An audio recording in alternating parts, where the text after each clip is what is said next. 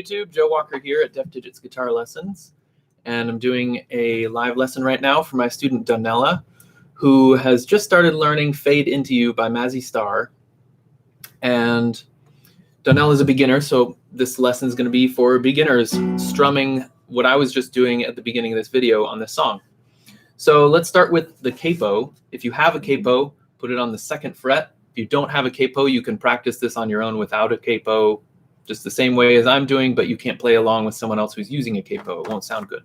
So get a capo, put it on the 2nd fret, and when you use a capo, I'm using this kind that squeezes right here, kind of like a grip trainer, squeezes right there like that, and opens this up. That long rubber portion is going to go right behind the 2nd fret. Behind, I'm talking about that way. So the 2nd fret, the actual metal part, is right here, and right behind it, just on that side of it, where I would put my fingers if I were fretting those notes, right next to the fret, that's where the capo goes. That long rubber part goes over the 6 strings. Make sure you grip it tightly so you're not pushing the strings out of alignment like that.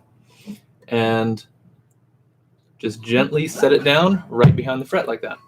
And then what you might want to try to do if you haven't used capo before is just check all of your strings to make sure they're ringing clearly.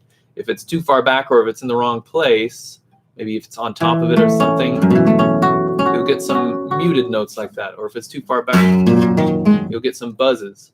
So if you get it in the right spot, all 6 of those notes should be perfectly clear, even though that doesn't sound good.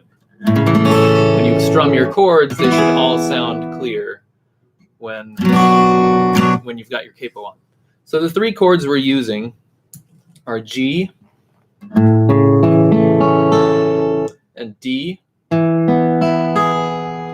and A minor.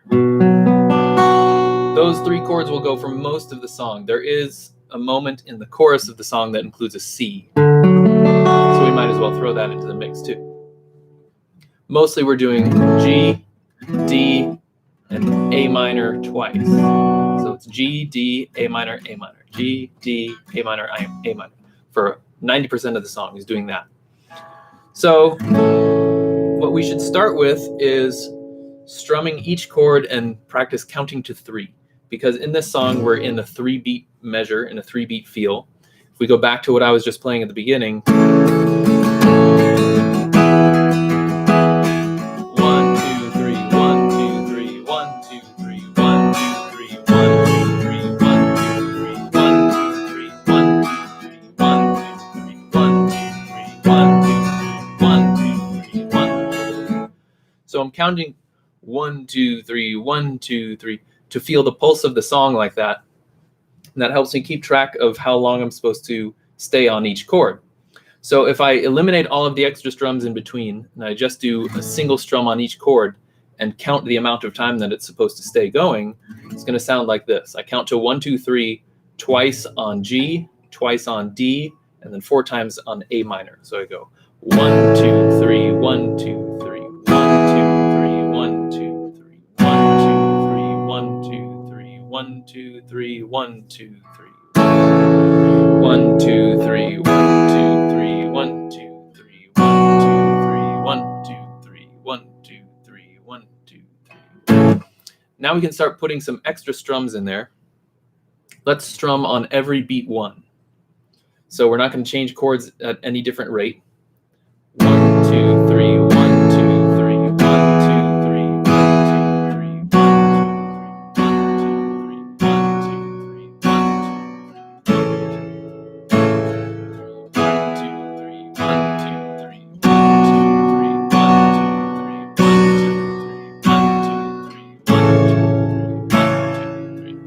So you can see in my right hand, I'm sort of keeping time in between.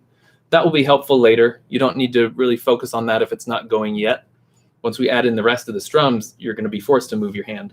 But if you are bouncing your hand in between, going like 1, 2, 3, 1, 2, 3, that will only be helpful later on when we're trying to keep time and keep that exact amount of time on all of the chords. Next thing we want to do is let's try strumming on every single beat. We'll slow it down to start this out. We're going to strum on every single beat, but beat 1 is going to be a strong strum, and beats 2 and 3 will be weak strums. So it's going to sound like this. Let's do it just on G. 1, 2, 3. 1, 2, 3. 1, 2, 3. 1, 2, 3. Like that. So if we take that around to the different chords, now we're going to go same thing we did before, twice on G, twice on D, four times on A minor, but slower now. 1, 2, 3. 1, 2, 3. 1, 2, 3. 1, 2, 3. 1, 2, 3. 1, 2,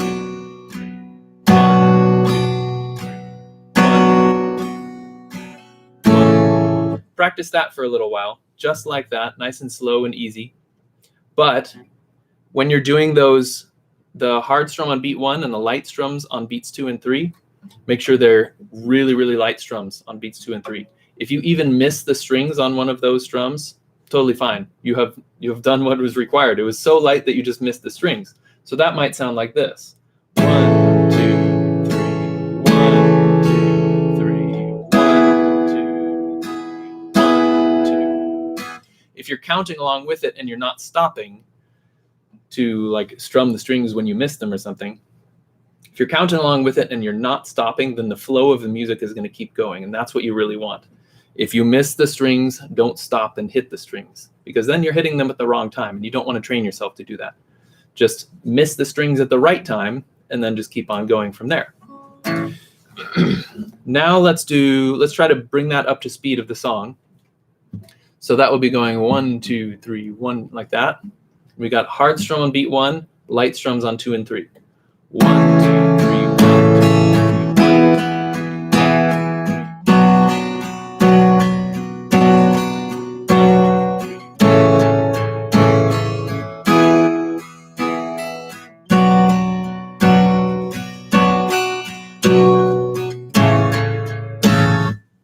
If you're watching closely, I am missing some of those light strums. It's not even hitting the strings because they are so light you can't hear them at all.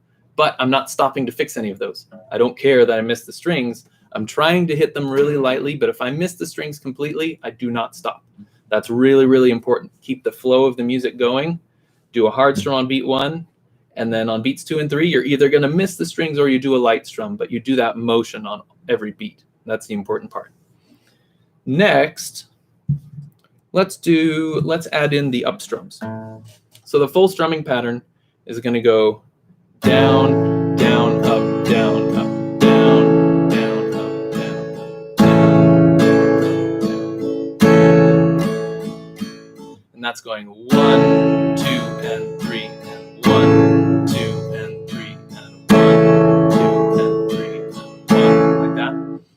So we're taking those two light strums on beats 2 and 3 and just putting an up strum after them. Those up strums are light as well. And what's going to help with this, I meant to mention this earlier, but I've been clacking away on my big thick pick.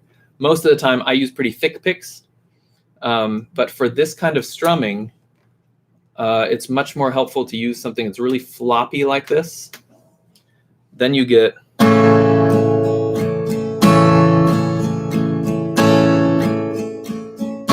those light strums on a thin floppy pick sound really breathy and airy and really light in a way that you cannot get with a thick pick. It kind of clacks against the strings too much when you're using a thick pick. So let's see.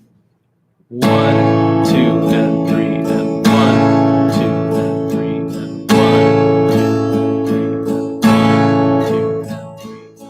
That's the pattern we want to be repeating on all of these chords. Hard down strum on 1, and then really light on 2 and 3. And after that last one, we got to be ready to go hard down strum on the next one. 1, 2, and 3, and 1, 2, and 3, and 1, 2, and 3, and 1, 2, and 3, and 1. Another thing about the light strums, they don't need to hit all of the strings either.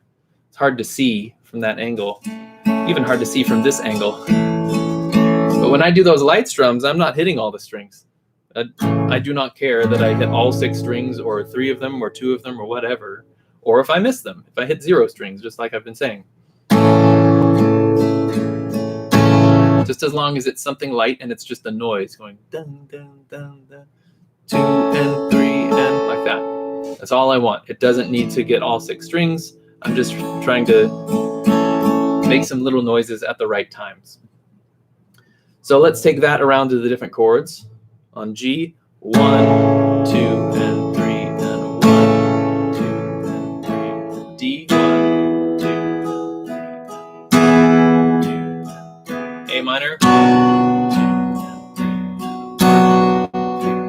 3. A minor again.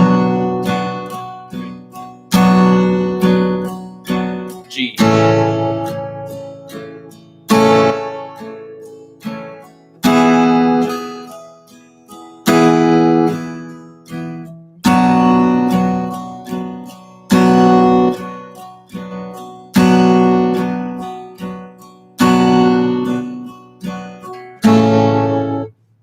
Now let's move that up to speed. I will move it up to speed. You move it up to speed when you're ready. 1, 2, and 3, and 1, 2, and 3, and 1.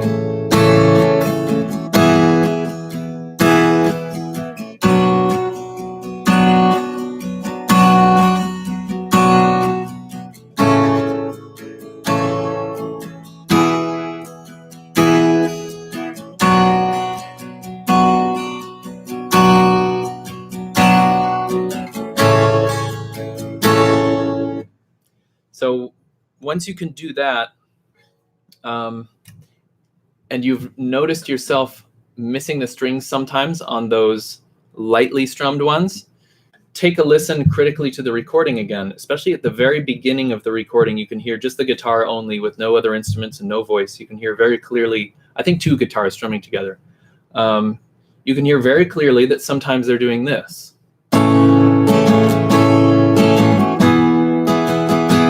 Not so many times in a row, but sometimes they're doing this. Sometimes they clearly miss that strum on beat 2. So it becomes 1 and 3, 1. Sometimes they clearly miss some other strum that's in there, but they keep going. And it doesn't sound like it's intentional. It's not hitting on a pattern, like every time they do this chord, they miss that one strum. It's sort of randomly throughout. Sometimes they miss a strum, and you don't even really feel it because the groove of the song keeps on going, and it doesn't affect the groove of the song because those strums are light strums. So that's what you want to focus on, is keep the groove of the song going, keep those strums light, even if you miss the strings. And the last thing you can add in now is that C chord at the end. Instead of doing 2 A minors, throw in the C for the second A minor. So now the cycle is going G, D, A minor, C. That only happens the 3rd progression through on the choruses.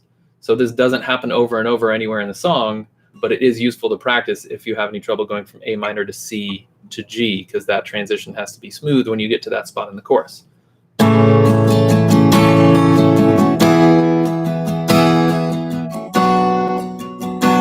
Right here.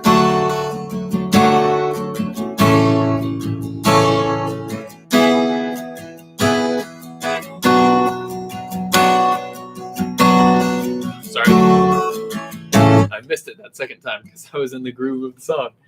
Anyway, you get the picture. Practice that progression too. I think that's all I've got for you today on this strumming pattern. Let me know if you have any questions. Thank you guys for watching, and I'll see you next time. Take it easy.